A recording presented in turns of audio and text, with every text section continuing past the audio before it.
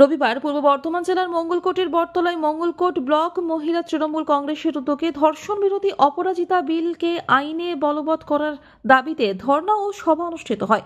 এদিন এই সভায় উপস্থিত ছিলেন বিধায়ক অপূর্ব চৌধুরী, ব্লক সভাপতি রাম কেশব ভট্টাচার্য, পঞ্চায়েত সমিতির সভাপতি শান্তনা গোস্বামী, সোমনা মুখার্জি সহ অন্যান্য নেতৃত্ববৃন্দ। আমি এসেছি একবার ওদের কাছে হাজিরা দিচ্ছি যে না, আমরা তোমাদের পাশে আছি। আজকে মহিলারাই মঙ্গলকোটে মহিলারা দেখিয়ে দিয়েছে যে তারা দিদির পাশে কতটা আছে, তারা এই অপরাজিতা বিলের বিরুদ্ধে আন্দোলন করতে কতটা তারা যে এই বিল চালু করতেই হবে অবিলম্বে।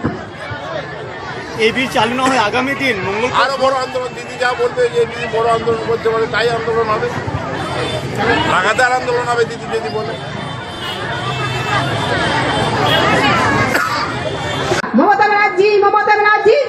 সারাদিন ধর্ণা মঞ্চ যেটাকে বলে আমরা সেরকম একটা করেছি এবং আপনারা তো দেখবেন কীভাবে মহিলারা এসেছে। আমরা সত্যি গুণে শেষ করতে পারবো না যেভাবে এসেছে। আসলে মমতা ব্যানার্জি যেটা আমাদের জন্য করতে চাইছে, যে বিলটা পাস করতে চাইছে, করলে আমরা আরও সুরক্ষিত থাকবো, যেটা বলছে ওটার জন্যই আমরা সমর্থনে এসেছি এবং ওনার পাশে আমরা আছি। আমাদের বিধায়ক সাহেবও বলেছেন যে আমাদের সঙ্গে আছেন এবং আজকে এই পুরো প্রচেষ্টা উনি আমাদেরকে অনেক সাহায্য করেছেন। অপরাজিতা বিল পাস নিয়ে রাজ্যপালের কাছে আমরা দাবি চেয়েছি যে আমাদের যাতে মহিলারা সুরক্ষিত থাকে তার জন্য আজকে এই ধর্ণা মঞ্চ।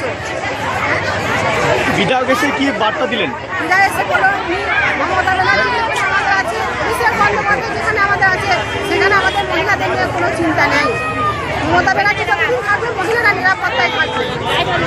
আজকে এই যে সভায় মহিলাদের মঙ্গলকোট থেকে মনোজ কুমার মালিকের রিপোর্ট, আনন্দ বার্তা।